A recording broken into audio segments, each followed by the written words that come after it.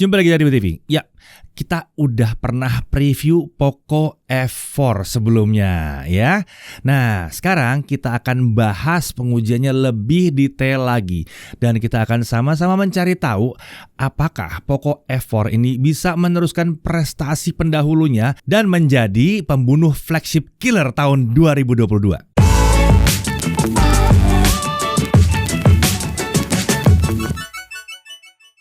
Oke, kalau kita bicara Poco F4 kan previewnya udah ya. Jadi udah semuanya lihat isi boxnya seperti apa, detailnya seperti apa, udah lihat semua tentunya.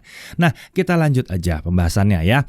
Oh ya, terkait desain itu banyak yang bingung di komentar video kemarin ya. Apakah benar material back covernya dari polikarbonat? Kan yang dulu kaca. Nah, kami konfirmasi sekali lagi info terbaru dari Poco ya, dari Poco Indonesia mengatakan bahwa back covernya itu sama dengan F3 yang materialnya adalah glass atau kaca. Jadi agak beda dengan info terdahulu yang mengatakan bahwa ini adalah plastik. Ya, mungkin ada yang kelupaan dikit. Nah, kalau soal IP rating juga banyak yang nanya. Nah, info dari yang kami dapat ya dari Poco Indonesia bahwa Poco F4 ini punya IP53. Jadi seharusnya dia punya daya tahan terhadap debu dan air, tapi tetap bukan untuk ditenggelamkan. Kalau kena hujan tipis-tipis atau kecipratan air masih aman. Oke, kita lanjut ke pengujian layarnya ya. Dari segi color gamut, hasil tes kami adalah seperti ini ya. Dia punya berapa mode warna layar. Ada Vivid, Saturated, Original Color, dan Advanced Setting. By default, modenya adalah Vivid. Nah, coveragenya adalah 94,8% sRGB, 86,0% DCI-P3, lalu volumenya 127,5% sRGB dan 90,3% DCI-P3. Sementara untuk mode saturated kelihatan banget ya di sini warnanya emang lebih tinggi gamutnya ya. Lalu untuk original color udah kelihatan juga di sini. Ini yang lebih natural, lebih dekat ke 100% sRGB. Kemudian ada advanced setting ya, tapi di sini kalau kalian mau setting manual. Nah, kalau nggak terlalu paham, mendingan dipilih aja. Mau vivid atau original color, kayaknya masih lebih asik di sini. Ya, kalau kalian banyak main dengan ngupload video buat di IG segala macam atau foto buat di IG, saran kami sih pakai original color aja. Oke, terkait refresh rate, dia sudah punya kemampuan adaptif ya. Misalnya kalau kita masuk ke app YouTube, dia akan turun ke 60 Hz di seluruh bagian app YouTube tersebut. Sayangnya ini membuat pengalaman scrolling YouTube jadi nggak mulus-mulus banget ya. Menurut kami sebetulnya lebih nyaman kalau scrolling di 120 Hz, lalu pas putar video baru turun ke 30 atau 60. Sayangnya mekanismenya di sini bukan seperti itu, jadi per aplikasi aja langsung. Nah, kalau kita di home screen atau di app yang berjalan 120 Hz, dia bisa turun ke 60 Hz nih kalau didiamkan beberapa saat. Belum mekanisme adaptive refresh rate yang paling keren ya, tapi udah cukup oke daripada dia jalan 120 Hz terus-terusan, karena jadi lebih boros ntar baterainya. Oke, kita beralih ke spesifikasi internalnya. Dia pakai SoC Snapdragon 870 5G, RAM 8GB LPDDR5. Sementara itu storage-nya yang kita uji adalah yang 256GB UFS 3.1. Ada varian lain yang di 6GB RAM dan 128GB storage. Perlu diingat bahwa ini storage nggak bisa ditambah ya, karena nggak ada slot micro SD. Untuk baterai 4500 mAh dan chargingnya adalah 67 watt turbo charge untuk charger ya. Cooling system dia pakai liquid cooling technology 2.0. Untuk OS dia pakai MIUI 13 for Poco, Android 12 langsung out of the box. Update-nya dijanjikan adalah akan dapat 2 kali update OS dan dia akan terus dapat 3 tahun security update. Oke, soal OS pasti katanya iklan. Gimana? Seperti biasa, di smartphone keluarga Poco adanya iklan tuh wajar ya.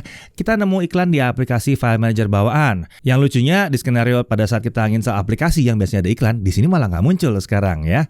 Aplikasi wallpaper carousel atau glance itu ada juga di sini. Jika dirasakan mengganggu karena penawaran-penawarannya, untungnya yang ini bisa di-uninstall.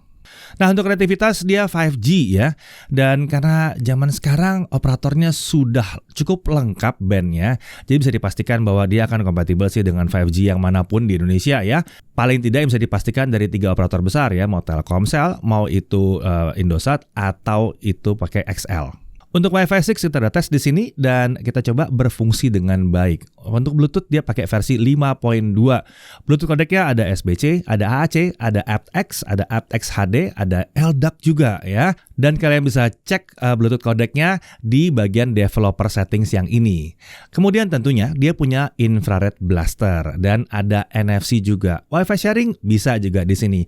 USB OTG bisa. Sayangnya emang kalau untuk display output emang belum bisa ya. Untuk security dia punya side mounted fingerprint dan ada face unlock.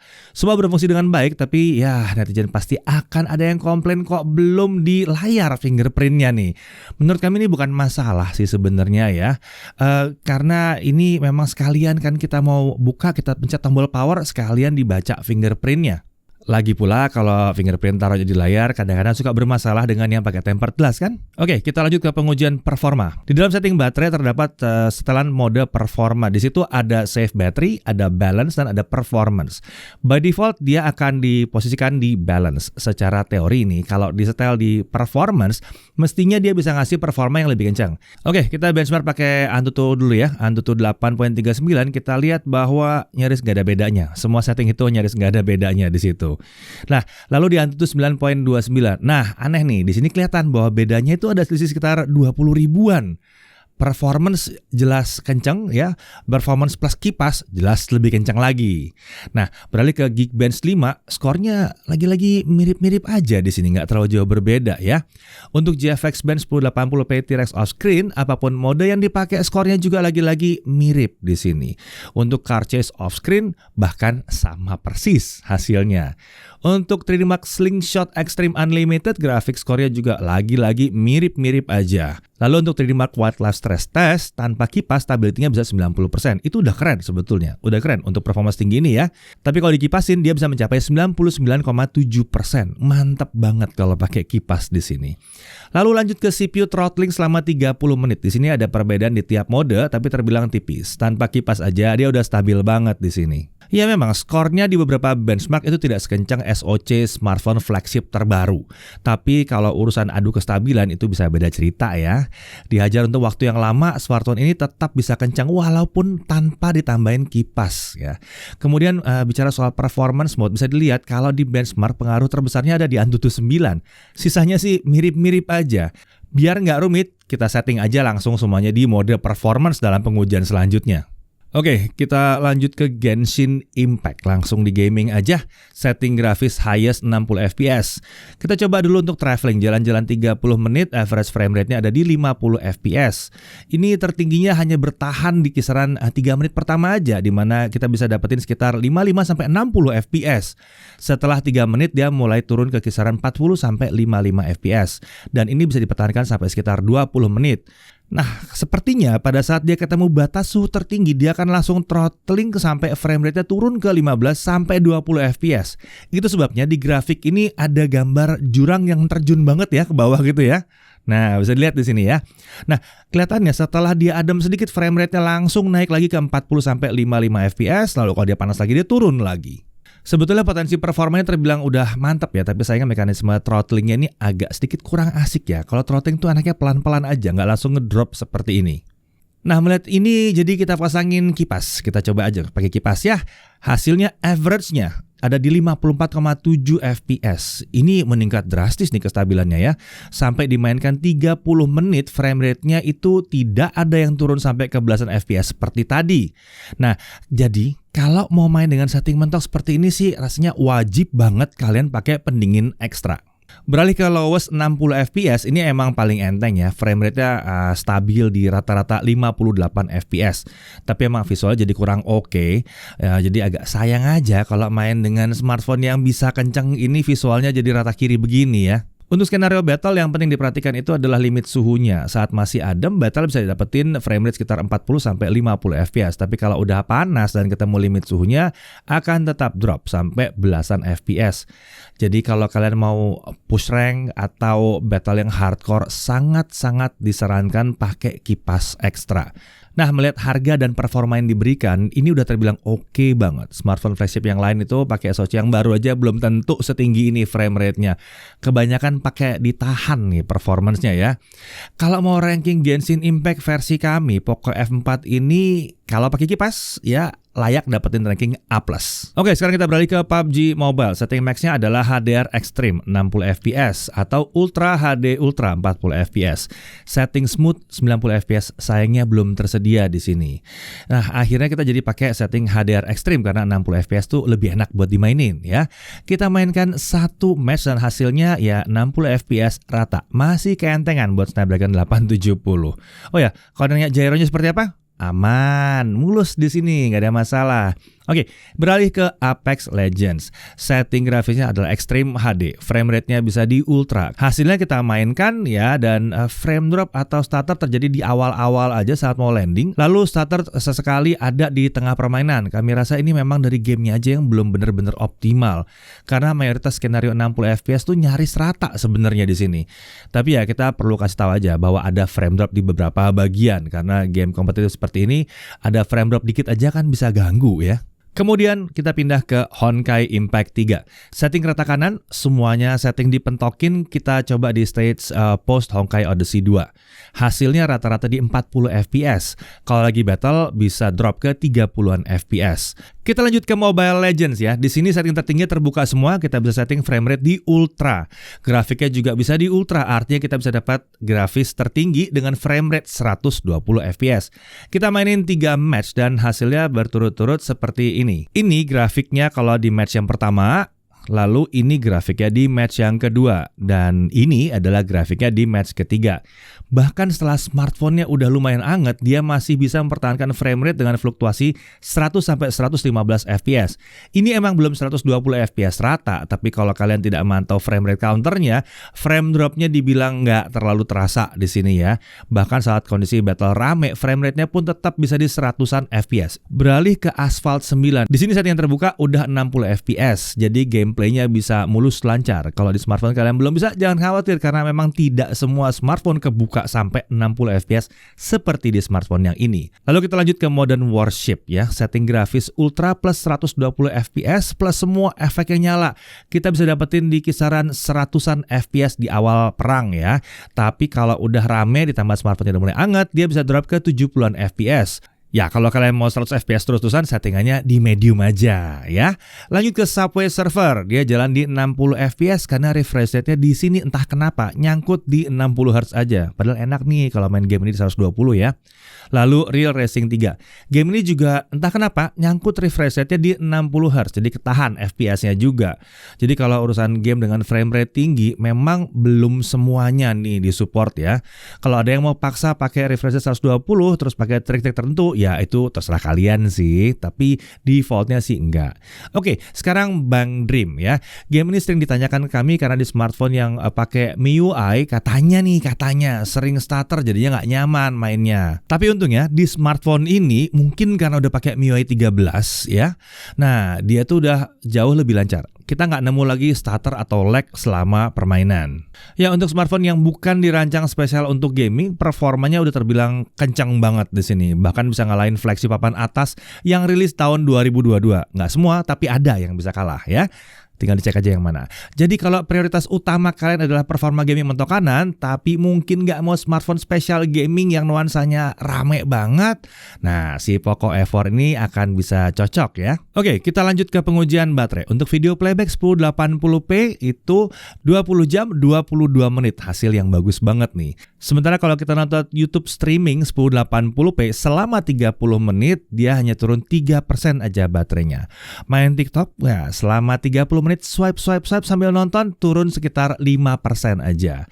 Genshin Impact 30 menit kalau settingnya lowest 60 fps dia dapat 13% turunnya ya. Lalu setting highest 60 fps dia akan turun 17% per setengah jam. Setting highest 60 kalau kita pasangin kipas berarti lancar banget ya kalau pakai kipas ya. Per setengah jam dia turun 20%. Ya namanya juga fps-nya tinggi banget memang. Jadi bisa dibilang untuk kapasitas 4500 mAh kemampuan baterainya terbilang standar, bukan yang paling hebat, tapi bukan yang paling buruk. Masih di atas beberapa smartphone flagship kekinian lainnya. Nah, untuk charging kita dapatkan 0-50% terisi dalam waktu 15 menit saja. Sementara dari 0 sampai full dia bisa terisi dalam waktu 50 menit. Sedikit di bawah klaim Poco yang bilang sekitar 38 menit, tapi kalau dihitung bukan dari fullnya, tapi kalau dari 0 sampai 100%, pengujian kami ada di 44 menit sebetulnya. Jadi dari 100% ke full itu ada selisih sedikit memang. Dan tetap aja sih ya, 50 menit tergolong kencang sih ngisinya sebetulnya. Oke, kalau untuk suhu ya, sekarang Genshin Impact 30 menit setting lowest, suhu layar ada di 35 sampai 40 derajat Celcius, sementara bodi belakang di 35 sampai 40 derajat Celcius. Lalu untuk setting highest 60, suhu layar di 39 sampai 44 derajat Celcius, bodi belakang 37 sampai 45 derajat Celcius. Jadi terlihat di sini ya, cooling sistemnya lumayan efektif, penyebaran suhunya terbilang udah cukup baik karena kita bisa ngerasain bahwa panasnya itu sampai ke area bawah smartphone dan merata ya. Jadi rekomendasi kami kalau mau setting mentok sangat disarankan pakai pendingin ekstra. Frame rate-nya akan jadi lebih stabil dan memang jadi lebih gampang juga dibuang panasnya karena dia merata panasnya nih. Oke, sekarang kita lanjut lebih dalam lagi dengan pengujian kamera tapi tentunya bareng sama Chris. Oke, di tangan saya kali ini sudah ada Poco F4 nih teman-teman. Jadi langsung aja kita lihat kemampuan kameranya seperti apa. Kalau saya pribadi sih, saya penasaran banget peningkatan apa yang diberikan si Poco F4 ini dibandingkan dengan pendahulunya, si Poco F3. Jadi di sini saya langsung aja bandingin keduanya nih. Yang lagi kalian lihat ini adalah hasil kamera selfie-nya. Saya rekam di resolusi Full HD 30. Tapi yang pengen saya cek pertama itu kemampuan mikrofonnya dulu ya, apakah ada perbedaan. Jadi nanti di video hasil akhirnya akan saya kasih tanda suara mikrofonnya dari mana. Jadi misalnya saya cobain dulu deh. Ini adalah suara mikrofonnya si Poco F3, hasilnya kurang lebih seperti ini. Lalu yang ini adalah suaranya si Poco F4, hasilnya jadi seperti ini. Kalau misalnya kalian pengen pakai vlogging tapi belum punya mikrofon eksternal, ini saya nggak pakai mikrofon eksternal di sini ya. Suara yang kalian denger ini adalah suara langsung dari mikrofon smartphone-nya. Setelah saya dengerin lebih lanjut, masing-masing ternyata ada kelebihan tersendiri ya. Poco F3 outputnya lebih kecil tapi suara noise lebih teredam. Sedangkan output suara Poco F4 lebih lantang tapi noise-nya sedikit lebih tinggi. Oke, kita lanjut ke kualitas gambar videonya. Buat saya keduanya mirip-mirip aja sih hasil gambarnya. Detail mirip, dari mic range standar, kena backlight hasilnya ya kayak begini. Wajar karena dia belum mendukung real-time SDR processing di videonya. Tapi di lighting yang ideal hasilnya masih cukup oke. Dari segi stabilizer juga nggak ada masalah, videonya stabil kalau di resolusi Full HD 30. Yang saya sangat sayangkan adalah Poco F4 tidak ada perekaman video Full HD 60 di kamera selfie-nya ini. Padahal dulu di Poco F3 ada. Memang sih video Full HD 60 di Poco F3 nggak ada stabilizernya. Tapi paling nggak ada lah opsi Full HD 60 yang butuh banyak soalnya. Dan nggak banyak smartphone yang bisa selfie di atas Full HD 30 di kelas harga segini. Oke, sekarang kamera utamanya. Pertama-tama saya mau lihat dulu gambar yang dihasilkan di videonya. Ternyata cukup terlihat ya bedanya. Poco F3 dari dulu tuh masih mirip-mirip aja karakter warnanya. Bagian shadownya tuh pekat, bikin keseluruhan video terkesan lebih gelap. Personally untuk perekaman video kamera utama, saya lebih suka di Poco F4. Lalu kita cek kamera ultrawide-nya, sekalian lihat konsistensi warnanya seperti apa. Pergeseran warna pasti ada sih, tapi udah terbilang minim di keduanya. Karakter gambarnya masih mirip, contohnya di Poco F3 yang tetap punya shadow agak pekat. Urusan skin tone sama-sama punya karakter yang natural ya. Tapi kalau dibilang lebih mirip asli yang mana, menurut saya sih Poco F4. Baju biru si Mang Elan ini juga lebih pas di Poco F4. Tapi bedanya tipis aja sih saya bilang, bukan masalah. Sekarang mari kita cek stabilizer videonya. Kita mulai dari kamera utamanya dulu. Ini contoh hasil Full HD 30. Dan sayangnya kita bisa sama-sama lihat, di Poco F4 ini masih ada efek micro jitter gitu di videonya. Dan beberapa dari kalian juga ada yang komentar demikian pas video vlogging saya di CP kemarin. Jadi di resolusi ini Poco F3 lebih stabil, tapi entah kenapa exposure-nya naik turun ya. Kalau di F4 lebih konsisten. Kita lanjut ke resolusi Full HD 60. Poco F3 tidak ada stabilizer sama sekali. Poco F4 sepertinya EIS-nya nggak aktif deh. Tapi masih ada sedikit bantuan dari OIS-nya. OIS biasanya memang bukan untuk menghandle guncangan se-ekstrim pas lari begini sih. Kalau kita bawa jalan santai, pelan-pelan dia masih bisa sedikit melawan getarannya. Dan OIS di sini sebetulnya manfaatnya akan lebih terasa di fotografi sih. Nanti kita cek hasilnya di pengujian foto ya. Lanjut ke resolusi 4K 30 gimana? Ya masih mirip-mirip Full HD 30 tadi. Poco F3 lebih stabil tapi exposure naik turun. Poco F4 exposure konsisten tapi stabilizernya aduh. Semoga segera dibereskan oleh tim Poco ya. Untuk 4K 60 di Poco F4 seperti ini. Masih mirip hasilnya seperti di Full HD 60 tadi. Terlihat ada stabilizer tapi belum maksimal. Untuk slow motion hasilnya seperti ini. Keduanya bisa sama-sama Full HD 120 fps. Hasilnya cukup oke, bahkan di Poco F4 terlihat lebih cerah. Tapi sayangnya, Untuk frame rate di atasnya, Poco F4 turun resolusinya jadi 720p, ditambah gambarnya jadi ngezoom gini. Video yang ini saya rekam di 240 fps, Poco F3 masih sanggup di Full HD atau 1080p. Kecurigaan saya sih ini memang keterbatasan sensor kameranya ya. Kalau yang 960 fps, Poco F3 juga masih bisa di Full HD. Kalau di Poco F4, videonya di 720p. Personally sih saya jarang pakai karena rekamnya ribet, cuma bisa 1-2 detik, dan timing slow-mo-nya diatur sama sistem kameranya. Kita nggak bisa atur sendiri. Sekarang kita ke low light-nya. Kamera selfie-nya seperti ini hasilnya. Udah agak noisy, tapi masih di level yang wajar sih. Keduanya mirip-mirip aja saya bilang. Kalau urusan jitter-jitter stabilizer-nya menurut saya nggak terlalu kelihatan di sini. Kemudian hasil kamera utamanya seperti ini, kemampuan video low light-nya masih mirip-mirip aja sih. Stabilizer video ada efek jitternya, tapi masih di level yang wajar menurut saya. Kalau ultra wide-nya hasilnya seperti ini, masih lumayan kepake hasil videonya, cuma ya jelas jangan dibandingkan dengan kamera utamanya ya. Overall video low light-nya biasa aja, nggak spesial, just oke aja. Sekarang kita lihat hasil foto-fotonya. Kalau kondisi saat terang begini, saya nggak merasa banyak perbedaan signifikan sih. Keduanya sama-sama bagus, dan karena prosesornya flagship, processing gambarnya juga otomatis kenceng. Abis foto langsung bisa dilihat hasilnya di galeri, nggak berasa pakai loading dulu. Langsung aja kita ke foto low light-nya ya. Di sini Poco F4 lebih unggul dibanding Poco F3. Hadirnya optical image stabilization bener-bener bikin pengalaman foto malam lebih oke. Karena ketika dia pakai shutter speed lebih lambat, fotonya itu akan lebih minim blur. Getaran tangan kita tuh akan lebih terkompensasi sedikit. Kalau nggak ada optical image stabilization, getaran sedikit aja tuh fotonya udah ngeblur. Dan nggak disangka-sangka kamera ultrawide-nya juga ada peningkatan ya. Detailnya lebih dapet, entah kenapa noise reduction di Poco F3 itu terlihat berlebihan di sini ya. Sampai detailnya tuh hilang, gambar seperti berkabut. Kalau di selfie, menurut saya hasilnya mirip-mirip aja. Oke, kita masuk ke kesimpulan. Ternyata masing-masing ada kelebihan dan kekurangannya ya. Kalian bisa cek aja di tabel berikut ini.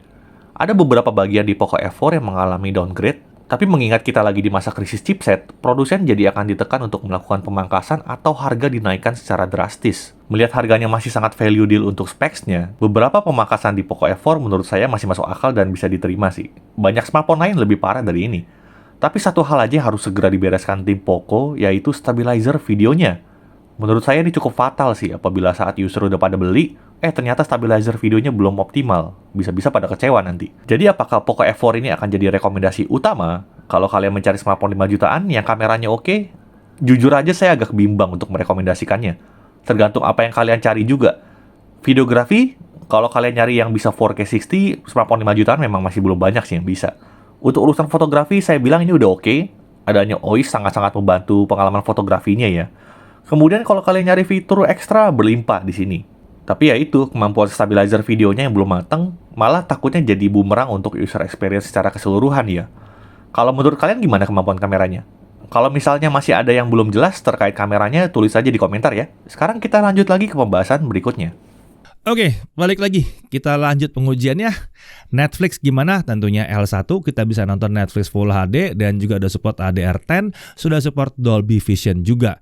YouTube HDR video playback itu bisa, dan untuk resolusi yang disupport bisa sampai dengan 4K 60 fps. Untuk touch delay, kita mainin Real Drum atau PUBG Mobile, nggak ada masalah, aman. Touchscreen-nya sangat responsif. Haptic feedback, nah dia udah pakai X-axis linear motor, jadi pengalaman ngetiknya itu kelas flagship banget sih ini ya. Nah, untuk harga ada dua versi kan, 6128 itu harganya di kisaran 5,2 juta rupiah, sementara yang 8256 kisarannya adalah 5,7 juta rupiah. Oke, hal yang perlu diperhatikan, pertama, dia tidak ada audio jack 3,5 mm, tapi adaptor dikasih, nggak masalah ya. Kemudian, karena tidak ada slot untuk micro SD, pastikan saat kita milih variannya, terutama yang 128GB, apakah udah cukup 128GB? Untuk jangka panjang sih kami menyarankan 256, tapi kalau emang irit banget 128, kayaknya udah oke juga sih ya, selama memang kalian rasa itu cukup. Nah, kalau untuk iklan itu emang masih ada, walaupun ya nggak segitu banyaknya ya, tapi ada masih. Lalu untuk perekaman videonya itu sedikit berkurang ya ketimbang pendahulunya, terutama untuk kamera selfie ya, dan untuk makronya seperti yang udah kita bahas tadi di pengujian kamera. Lalu smartphone ini rasanya kurang pas buat kalian yang sudah pakai Poco F3. Saran kami, pengguna F3 pertahankan aja dulu smartphone kalian. Dulu kan juga pas beli niatnya untuk digunakan bertahun-tahun ya. F4 ini cocoknya buat kalian yang nggak kebagian F3 karena udah goib. Nah, dari sisi menariknya, jelas performance-nya kencang dan stabil. Snapdragon 870-nya masih sangat relevan untuk tahun 2022 dan mungkin plus 2-3 tahun ke depan masih relevan kok dia ya. 5G udah ada di sini ya. Layar AMOLED 120 Hz. Speakernya udah stereo. Desainnya minimalis tapi ini berkelas sih kelihatannya ya. Kemampuan kameranya terbilang oke juga di sini. Fitur kameranya berlimpah, OIS-nya udah ada. Haptic feedback-nya kelas flagship. Infrared blaster, masih ada di sini. NFC ada. Charging lumayan kencang. IP53 juga ada di sini dan paket muliannya masih lengkap ya. Charger ada, adapter 3,5 mm to jack audio juga masih dikasih di sini. Oke, akhir kata sekarang mari kita menjawab apakah dia menjadi pembunuh flagship killer tahun 2022. Problemnya sekarang ini memang flagshipnya udah naik banget. Sementara kita merasakan tahun 2022 ini flagship killernya sendiri nggak begitu sukses membunuh flagshipnya. Jadi kalau misalnya kita lihat yang satu ini, apakah dia pembunuh flagship killer? Ya masih. Tapi dengan catatan bahwa karena flagship killernya kurang begitu sukses membunuh flagship sejati tahun ini. Ya, kita memang bilang bahwa kalau pengguna F3 mungkin nggak perlu pindah ke F4. Meskipun begitu, menurut kami smartphone ini mempunyai racikan dan harga yang tepat sih sebetulnya untuk tahun ini ya.